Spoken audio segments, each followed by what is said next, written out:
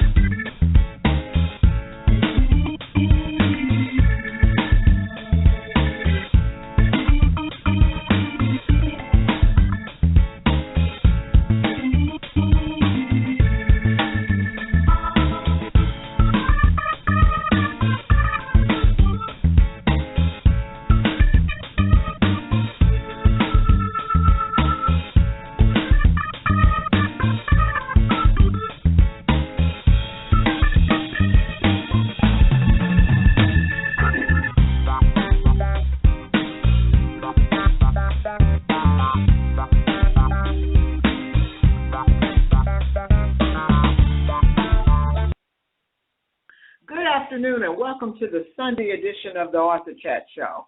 I'm your host, Lynda D. Brown. My guest today is author Dr.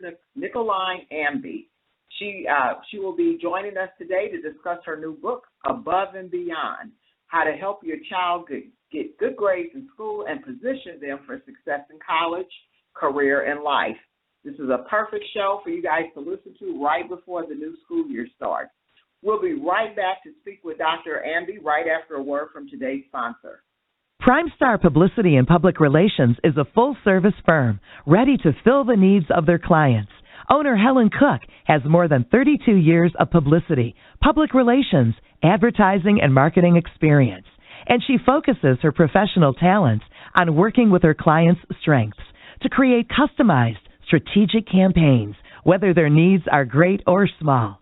Radio, TV, print, internet, publicity, marketing, creating a social media presence, branding, client positioning, author tours, speaking events. These are just some of the services PrimeStar provides for their clients. For a complete list of services and other information about the company, please visit our website, www.primestarpublicity.com, or email Helen at helen.cook@primestarpublicity.com, or phone 903-654-0938. PrimeStar's home office is located in the Houston, Texas area.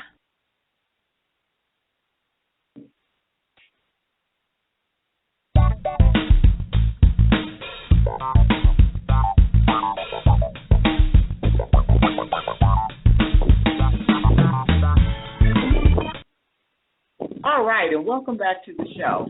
For those of you just tuning in, my guest today is Dr. Nicoline Ambe. Dr. Ambe will be chatting with me about her new book, Above and Beyond, How to Help Your Child Get Good Grades in School and Position Them for Success in College, Career, and Life. Dr. Ambe, welcome to the show. Thank you, Lynda. Thank you so much for having me. Oh, it's a pleasure to have you on here.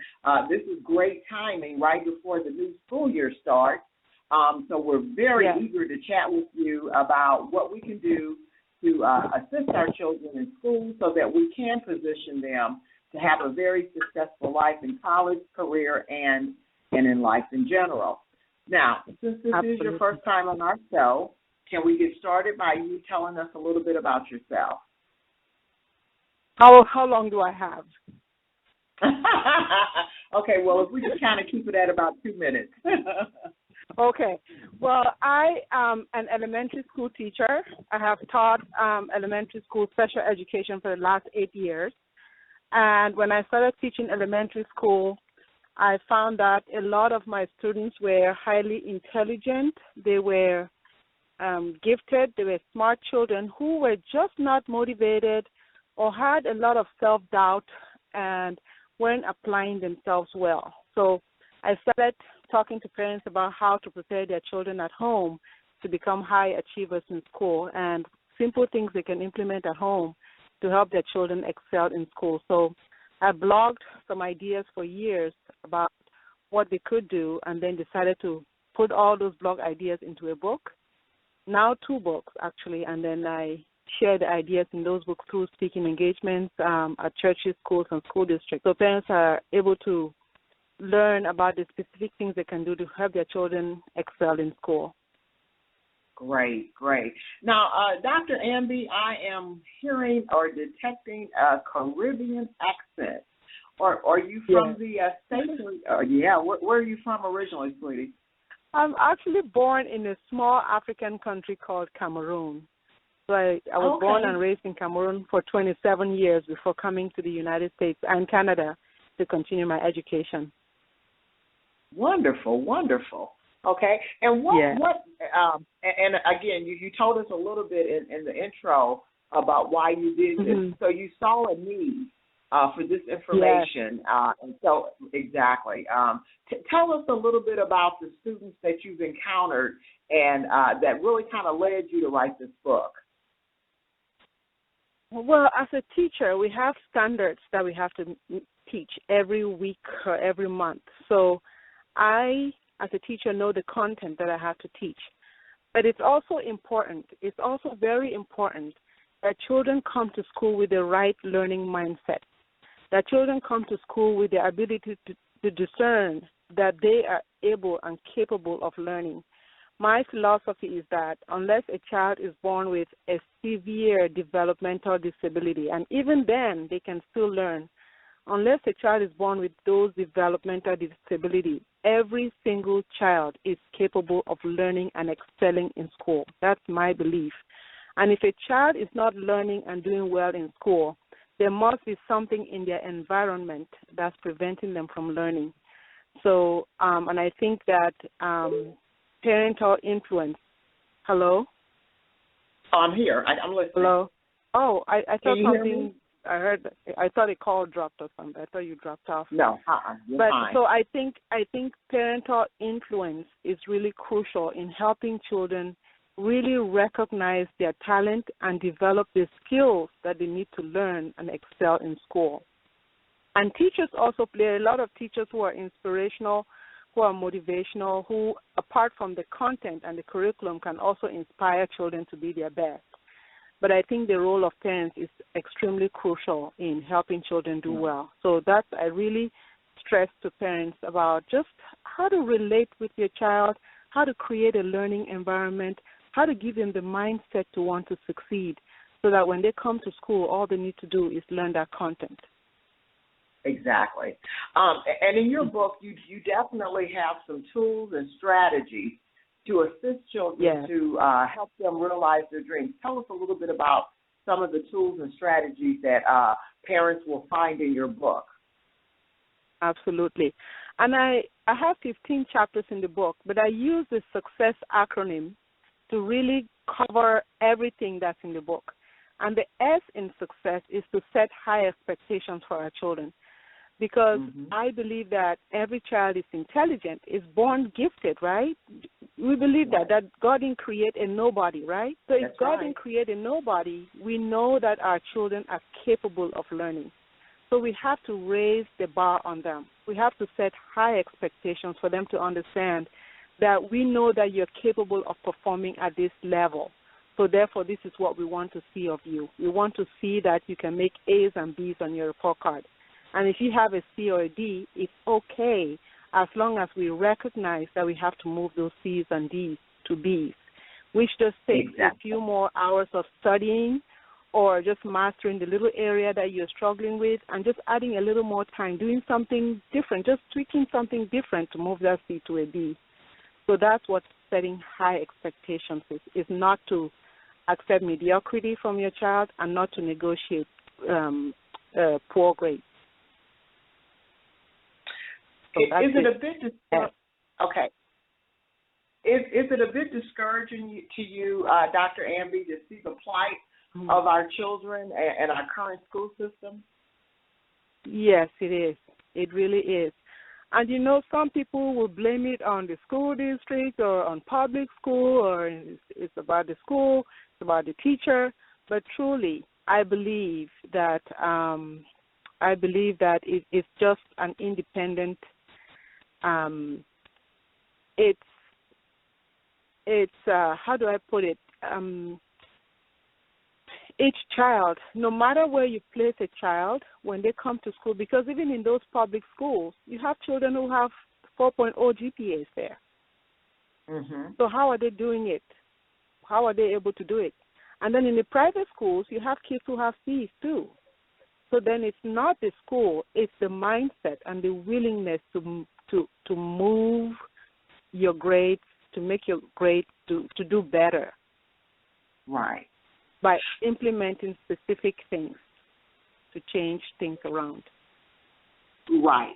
So you're basically putting more of the responsibility onto the parents and the child themselves as opposed to the schools and the teachers. Is that correct? I agree. I truly believe that our schools have all of. Maybe it's where I come from, where maybe I'm informed by that perspective of where I'm from, where there's not too many resources available for students to learn, and the students are willing to learn. They are thirsty for knowledge. They are hungry. They want to make a difference in their lives. So I come here to this country, and I see a lot. The classrooms are just beautiful with resources and everything that's available for students to learn, but they're still not learning. So it can't be the school. Because there's everything. They have good teachers. The principals hold the teachers accountable. Teachers can get away with stuff. You get written up by the principal. There are standards that hold teachers accountable. If a teacher, the data will show that a teacher is not performing well, and that teacher will be called into the office to answer why are you not helping your children excel. So there are structures to hold teachers accountable to be good, at least to provide the minimum for students to learn. But students are still not learning. So what is it? It can't be, for me, it's not the school and it's not the teachers, because there are structures to hold teachers accountable. So we as parents, we are our children's first teachers. Before you send your child off to school, you tell them, when you go to school, I expect you to listen. I do not want your teacher to call me to tell me that you did something in class. You're going to school so that you can be a better person. You can have a nice house, a nice car. You can go on vacation. You can give back to charity. That's why you're going to school. So I expect you to learn, and I expect you to do well in school. So when that child goes to school, they're just going to listen to the teacher, gain the instruction, and do the things that they need to do. So we have to send our children off to school with the right learning mindset. But you know what happens is children go to school, they pass notes behind the pass notes in class, they talk to their peers, they're distracted, they form little groups, they get into peer pressure, they get into things that don't help their learning, and then all of a sudden is the school and the school districts and the teachers.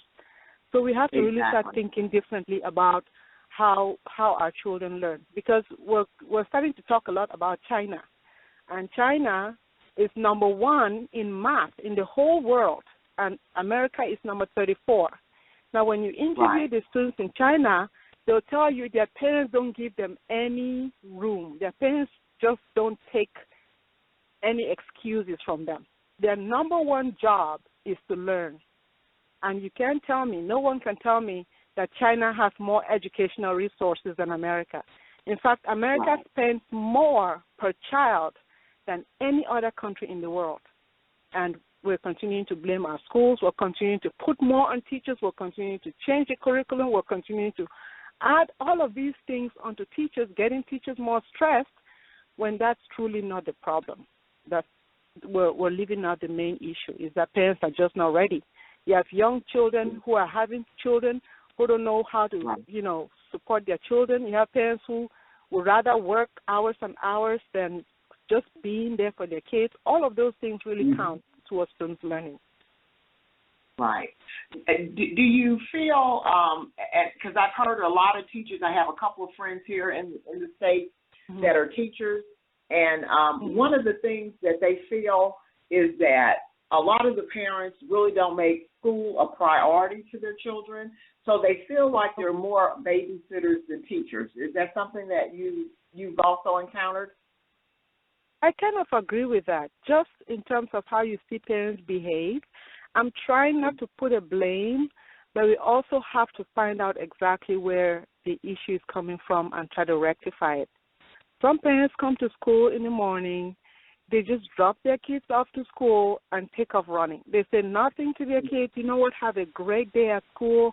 Make sure you listen to your teacher. I expect you to do well. You know, empowering conversation that helps your children say, yes, mom, school is important to mom and dad.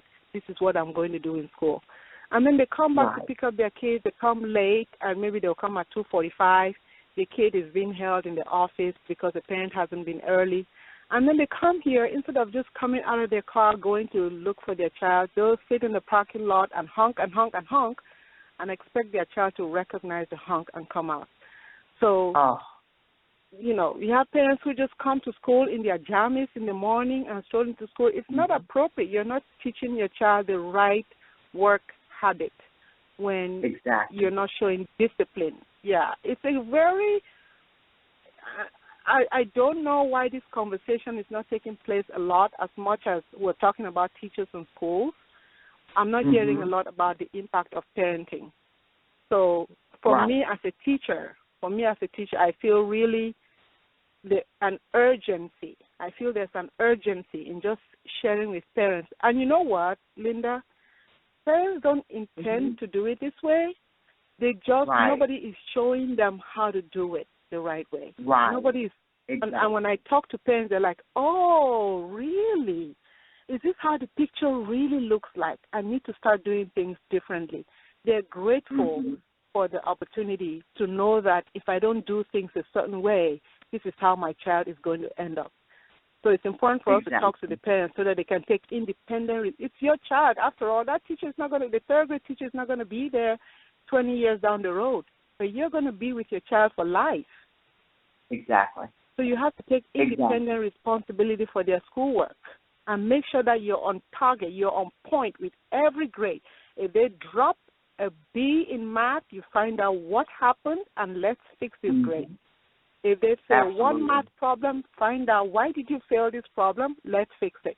You have to be on top of it so that at the end of it, your child is not going to be sitting in your basement wasting their human resources potential when they could be excelling and doing well. Dr. Ambe, you're so correct because I just recently left or retired from the St. Louis Public Library System here in St. Louis, Missouri.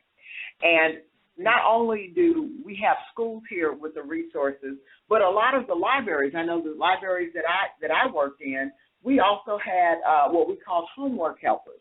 So if you were experiencing some problems and you needed extra help, instead of having to pay a tutor, you could actually come into the library. Most of those homework helpers were either college students, ex-teachers that were retired.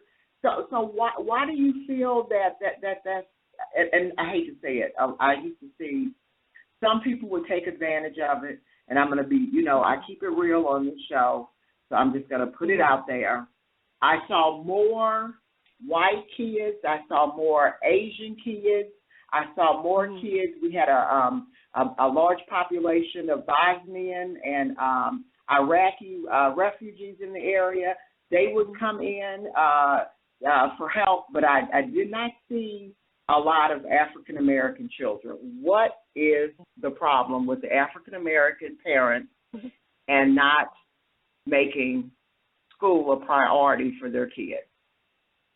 I know. That's the real issue. Yeah, it is an issue. Because even when I go around speaking, the people who want to hear from me are not African-American parents. And then I went to the California Association of African-American Superintendents. They have a data sheet of the lowest performing students in California. And African-Americans are by far the lowest performing students. Yeah. So we're not being biased. We're just raising awareness that this is what Right. is, and we have to start changing it because the world is becoming very, very competitive. Borders are dissolved now. Borders are dissolved. With social media, there are no borders anymore. So then countries are going to be hiring talent from any country. So America will hire talent from any country.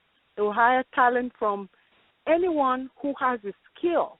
And if our demographic, if we don't have the skill, if we don't train our children to go to school, stay in school, develop your talent, then we're just going to be left doing specific jobs, which is really unfortunate because we are capable. We're capable. Our children are more than capable.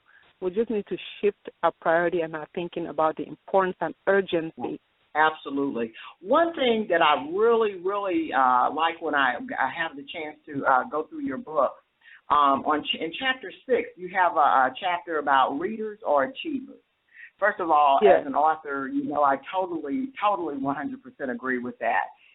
One of the things that I used to hear, and I heard this from parents, I heard this from middle school kids, high schoolers, and it's so disheartening to me, and that is that they think reading is dumb. I don't read. I'm not interested in reading a book. How do you handle? What's your comeback answer to something like that? And I think maybe too they get that idea from people who have made a lot of money and claim that they didn't go to school. They're probably idolizing, people who have made money without going to school or something like that. But reading expands your ideas. Reading expands your knowledge. And even if you don't want to read a book, you can read something of substance online so that if you're sitting on your laptop, you're not just browsing or reacting to what's on there. You are reading information that will create something for your life. You're reading about how to make a cell phone. You're reading about how to shoot a video. You're reading about how to start a business. All those are forms of reading. So it doesn't necessarily have to be in a book, but you're reading about how to create ideas. This is what there's so many people who have started $1 million businesses from that iPad, and they've done it by reading and using ideas to create new outcomes for ourselves. So when we say reading, we're not just saying read a book. We're just saying read in a way to move your life forward. Read in a way to help you apply an idea to make a difference for your own life. But the way that we're reading like gossip. We're reading to see, the latest, who is wearing what, who has what kind of hair, things that don't add any value to your life. So we have to talk to our children about what reading does. And when I share my story, coming from Africa, it was just by virtue of the power of reading that I was able to create new opportunities for myself. I was an avid reader. And by the time I turned 30 years old, I had 4 degrees, a bachelor's degree, 2 master's degrees, and a PhD in law, never having paid tuition my entire life. I went to school on complete scholarship. So I'm informed by that perspective that when you read, you create new opportunities for yourself. You position yourself to gain the opportunities that are everywhere in this country. There are opportunities everywhere. You talk about students who are coming from other countries, Lynda. Those children are hungry. They don't see that in their own countries. So when they come here, they're like, wow. So all I need to do here is work hard. All I need to do is put a little effort. I'm going for this. They'll tell you, I'm going to do everything I need to do to get as much as I can to help myself and to help my family. So it's just a mindset thing. It's just a mindset thing, how important it is to you, how you see life, how you see your life. How important is it for you to make sure that you live your life in a way that can help your mom, help your dad, make sure you're comfortable, and be willing to make some sacrifices, short-term sacrifices now for long-term gain. Oh, I so agree with that, 100%. Believe it or not, we're down to about 4 minutes, so I definitely want to ask you about this. First of all, I really want to thank you so much for coming on the show. And for those that are listening in, this is Dr. Nicoline Ambe, A-M-B-E, and I am pronouncing that correct. Is that right? Yes, you are. You are. Okay, great. All right, and the title of her book is Above and Beyond, How to Help Your Child Get Good Grades in School and Position Them for Success in College, Career, and Life. Currently, the book is available on Amazon.com. It is available in the Kindle and also the print book and also other online major retailers. Dr. Ambe is an Amazon bestseller. This is something, listeners, that you really have to get a hold of. Dr. Ambe just said something that is so important, and that is that we are now a global society.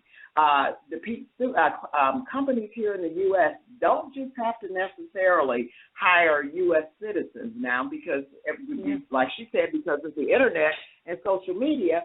I do a lot of outsourcing, with people from other customers in other countries because they know what they're doing. They have studied. They have a hunger for it. They have a hunger for making sure that their lives are better. And these are the people that you want to actually do business with. Now, one thing I do want to ask you, Dr. Ambe, is recently we just had a huge scandal in Atlanta, Georgia, with a lot of teachers actually being arrested, and then they were actually convicted of cheating on the standardized testing that they have each and every school district, I believe, and each and every year they have to take these standardized tests. And a lot of the teachers were complaining that the kids really weren't ready. What are your thoughts about what happened here? Okay, now, cheating is illegal. They weren't supposed to do that. That's illegal. But I can understand the pressure from those teachers because the kids were failing. They had to do something, which is, I heard about this scandal, but I didn't really go into it, which I mentioned to you before, Lynda, that schools and principals are looking at the data. If your students are failing as a teacher, you're going to get in trouble. You might be laid off. You might lose your job. So teachers are tense. They're on the edge to make sure that the students perform. But you have so many students, Lynda, who come to school, they're not willing to perform. Those students slept at 3 or 4 o'clock in the morning watching TV, playing video games. Those students come from households where the parents are arguing all night. Those students come from abusive homes. Those students are restless mentally. When they come to school, they cannot perform. Those students, nobody told them that they're great, they're amazing, they're capable of doing well, they're wonderful, they're enough. Those students don't have no sense of confidence. So those are the students in the classroom. And you expect those students to do algebra and geometry? It's impossible. They're not going to do well. In fact, a lot of our instruction here, 9th grade math here is probably 3rd grade math in China. Chinese kids can solve 9th grade math with. So we've even dumbed down the curriculum, but our children are still not learning. So that's the pressure that teachers have. Because tell me, what is the one reason why a teacher would want to change a test course? Because they don't want to get in trouble. So they're holding teachers accountable for the students not being ready. So we need to change the conversation and start holding parents accountable. Make sure that your child goes to bed at 8 o'clock. Make sure you have a routine and a structure and a stable home environment so that when your child comes to school, they have a clear mind, they're calm in their spirit, they're willing to learn, and they're open to receive instruction. Any child in that state will learn and excel, and we won't have to worry about test scores. Absolutely. I agree with that 100%. You know, this has just been a wonderful interview. I just honestly thank you for coming on and sharing your book and your thoughts. I agree with you 100%. Again, for those that are listening, we're speaking with Dr. Nicoline Ambe. The title of her book is Above and Beyond: How to Help Your Child Get Good Grades in School and Position Them for Success in College, Career, and Life. We're not trying to make anybody feel bad, but it's time for a lot of these parents to really kind of step up and be parents and stop putting all the pressure on the schools and the teachers. It is. You know, Dr. Ambe, one thing that I ran into at the working at the library, one of the things that I did was I assisted people on the internet that were, you know, looking for jobs and updating their resumes. I can't begin to tell you how many teachers have left the profession. They're tired of it. Again, they're feeling like they're not getting support from the parents. They're not getting support from the school districts or the principals. And it's like, and so I was helping them try to, update their resume, encouraging them to go to career counselors that can help them revamp a new career with what they have learned being teachers. But it's really, really sad. It's really an indictment of the society that we currently live in. And like you said, it is. I mean, when you come over here and you see all the advantages that we have, and you can't even spell, are you serious? Amazing. We don't have enough time to talk, Lynda. I can talk to you for 5 hours, and it still won't be enough. Absolutely. Well, I tell you what, I definitely want to get you back on the show. Now, I know you have another book out called A Teacher's Note, so we'll try to get you back on to talk about that. And before I let you go, tell us how we can connect with you online for any parent that is listening in and would like to get more information from you. Yes. So you can connect with me on my website at NicolineAmbe.com. Ambe is AMBE.com, NicolineAmbe.com. And call me, text me anytime. I'm open to receiving calls from parents anytime to answer their questions. And I also have some online trainings. If you go to NicolineAmbe.com/training, I set up online training so I can reach parents from all over the world. So, yeah. Well, wonderful. I will definitely make sure that we post that on the Author Chat Facebook fan page and also promote that along with this interview. Dr. Nicoline, is it? I'm sorry. I know I see now that I was pronouncing that incorrectly, but wow. This has been a great conversation. Thank you so much for sharing your story, your book with us, and we're looking forward to having you back on the channel. Thank you, Lynda. Have a great weekend. You too. Enjoy the rest of your Sunday, sweetie. Bye-bye. You too. Bye-bye. Okay, that was Dr. Nicoline Ambe. Okay, and that's NICOLINEAMBE. We're going to be posting this. We're going to be running this because I think it's so important that we actually start having a conversation about this. We, as African Americans, are falling further and further behind in job skills, new technologies, those that are starting their own businesses, because we're not really paying attention to the times that we're living in. And, you know, it would just absolutely really hurt me for people to wake up one day and realize that, you know what, this is all that I have because I didn't take the time to go in and try to better myself. One thing Dr. Ambe said, and I really hope a lot of you listen to this, is, you do have people that will read things. They like to read a lot of the fantasy novels, the fiction novels. Don't get me wrong, there's nothing wrong with that because it's about expanding your mind. But make sure whatever you're spending your time with is adding value to your life, okay? Sort of like I tell people when we're talking about losing weight, why drink a soda with all those empty calories when you could actually be drinking something that's going to bring life to your body, like some good water with maybe lemon in it, like I'm actually sipping on as I'm doing this show. Well, I hope this gives you something to think about. Thank you so much for joining us for the Sunday broadcast of the Author Chat Show, and we'll catch you next week on the show. So enjoy the rest of your Sunday. Goodbye.